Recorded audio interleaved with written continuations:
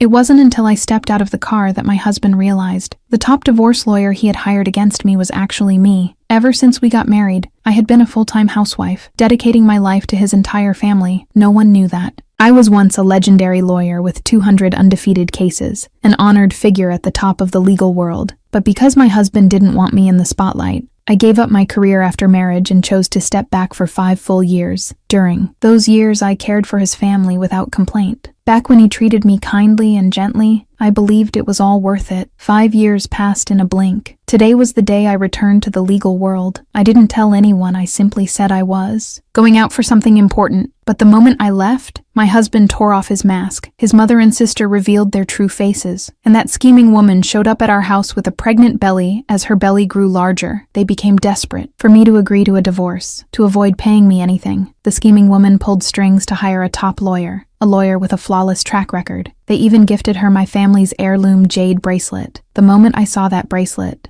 I thought, it looked oddly familiar. Not long after I got a video call from a new client, the background looked familiar, and when I saw the person on screen, I was completely stunned. It was my loving husband, the man who once said I was his world, filing for divorce, asking to keep all his personal assets, trying to leave me with nothing. But the truth was, everything in the house, including the home itself, was my premarital property. To get what he wanted, he degraded me like I was worthless. I couldn't believe it. After I gave up everything for him, helped his career take off, handled every detail of his life. Now I was being sued, branded as a disgraceful wife. That night, I came home pretending nothing had happened. He told me his mother and sister had visited a new house, said our current home was too small for the baby, and tried to convince me to sell it so we could buy a bigger one. Right. Then I realized he was trying to turn my premarital asset into joint property. He even pulled out a contract and told me to sign it right away. He made up an excuse, said his mom was house hunting in the suburbs, and asked me to drive over and pick her up just to get me out of the house. I sneered inside. While changing clothes, I installed hidden cameras in every corner of our home to catch him cheating. Once I got in the car, sure enough, he brought that scheming woman home the moment I left. I was about to storm back and scare them, but what I didn't expect was that he had locked the door from inside. He opened it for me, sweating nervously. I casually asked if the AC was broken. He didn't even try to make up a new lie, just said yes. I played along and went to the bedroom. Even though I knew the woman was hiding under the bed, I didn't drag her out immediately. Instead, I called a repairman to come check the ACT